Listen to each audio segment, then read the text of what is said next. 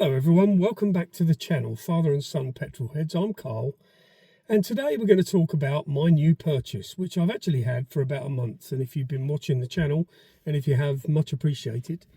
I had a cheap Jag, and I've now got a less cheap Jag.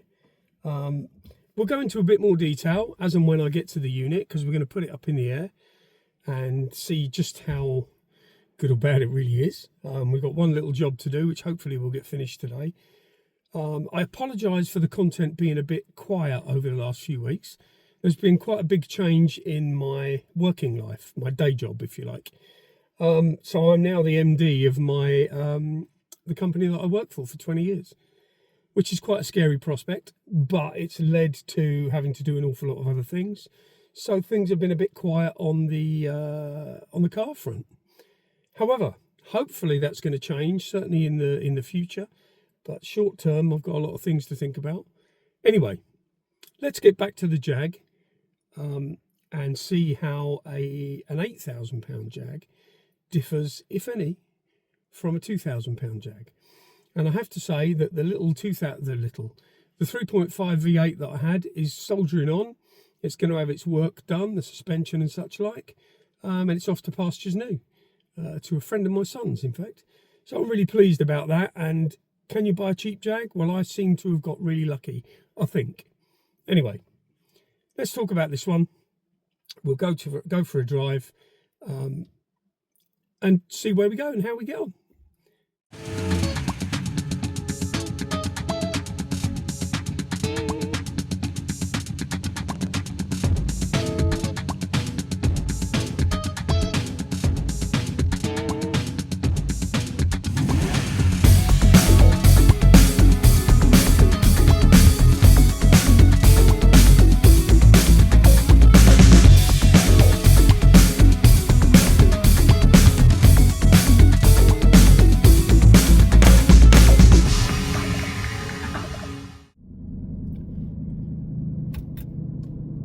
So, from cold,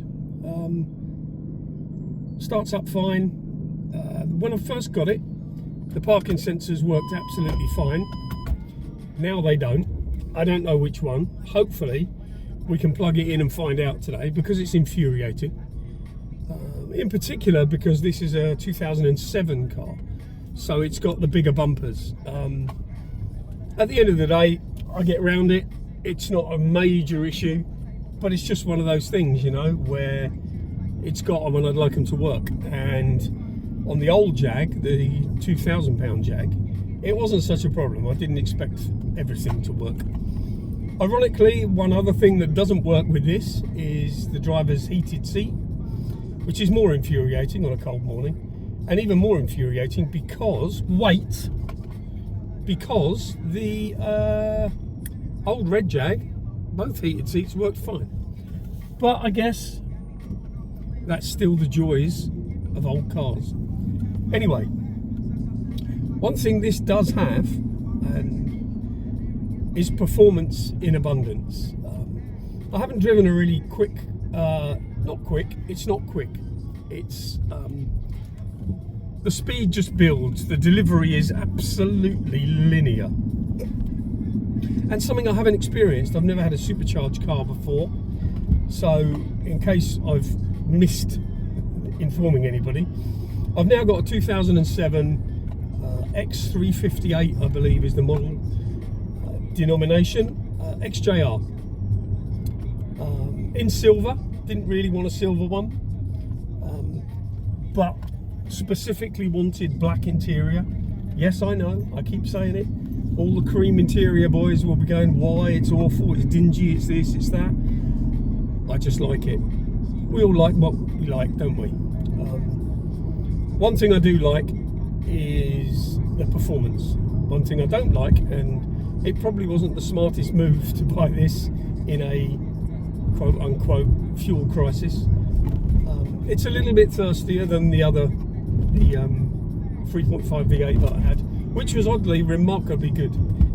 Even if you included around town and a bit on runs, it was doing around 24, which isn't fantastic, I know. But if I wanted a Fiesta economy, I'd have bought a Fiesta. So I haven't bought a Fiesta, I've bought an XJR, and we'll take it up the road. Obviously we don't break any laws on this channel, but I'll try and give you a little idea of how good or bad it really is. One of the things that I think I'm going to do, and I've seen a few videos now, so it's called the Calduffy intake and exhaust.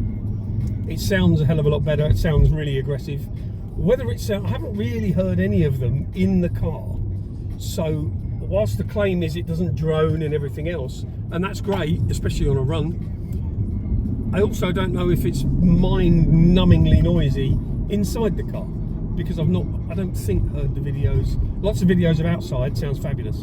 And the one thing about this, if I was being critical, is that it's a bit quiet. But it's also a gentleman's express, I suppose. One thing I don't know too much about, and the only thing which is, I've seen a couple like it, but there's no wood in this car, which is odd for a Jaguar. Is it a Jaguar or is it a Jag? I suppose Mr. Clarkson would say it's a Jag. Either way, there's no wood in here, which is probably the one thing that slightly jars with me. But again, we'll have a little walk round. I'll give you some pics and such like of the inside and whatever. I don't know whether it's good or bad. It, to me, looks ever so slightly cheap on the door cards without a bit of wood. I'm sure I can change it if I need to.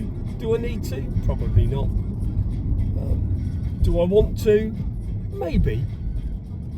Do I wonder what this man behind me is doing? Most definitely. Anyway, we're coming up to getting onto the M40. So I'll just try and give you a little example of how well this thing goes. Obviously, we've got to be a bit careful because of traffic and everything else. And obviously, we've also got to be a bit careful to not flout the law.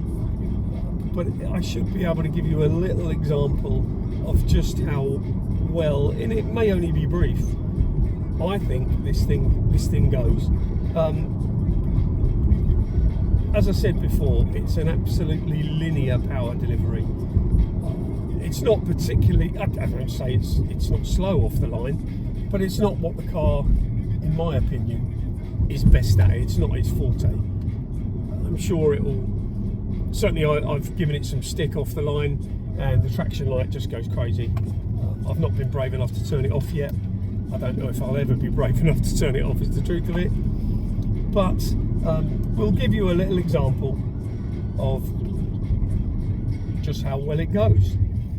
So we'll stick it in sport, which I don't use very often, and we're at the traffic lights, so it's not a race, but it'll just give you an idea of the performance that this thing has. Sorry about the boring bit, but obviously I can't touch my phone because that's against the law too, so we won't do that. Anyway, we're off. 20, 30, 40, 50, 60, 70, and that's enough. So yeah, it goes very well.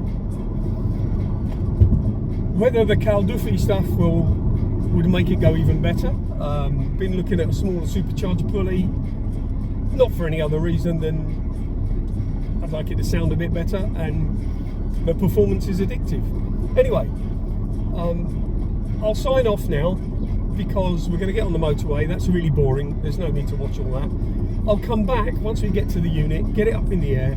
We'll have a go at changing. It's definitely, I had 2 tyres put on it, Pirelli P0s. Got a very good deal on them. Touch wood, they're very good at the moment. But I also found out then it needs 2 rear drop links, not because they're worn, but because the rubbers are split. And I want to try and keep on top of things in this car, because obviously with the older car, the task was to get a cheap Jag. That's now at a point where it needs an awful lot of suspension work, which, as I say, is going to be done, which is good. But with this one, I want to try and keep on top of it, so if it needs something, I'll do it. One thing which apparently I don't want to do too often is replace the front brakes, which are Brembos, and I think Brembos, and around £700 for a set of discs and pads. So, ouch. Sorry about that. Anyway, I'll shut up and we'll see you back at the unit. Cheers.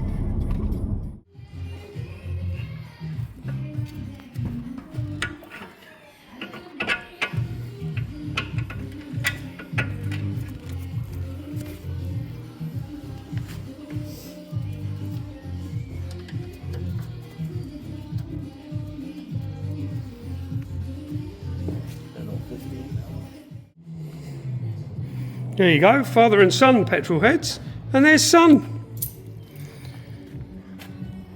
And there is the new drop link on the back of the Jag. And other than that, underneath it, seems like it's got a reasonably clean bill of health. We've got new front arms, top and bottom. New track rod ends. Horse is even agreeing with me, as you can hear. Quick plug-in, parking sensors, who knows, they'll either work or they won't. And if it gets a clean bill of health once it's plugged in, then we'll make it go a bit quicker and make it a bit louder. Be back soon. Thanks for watching, catch you in a bit.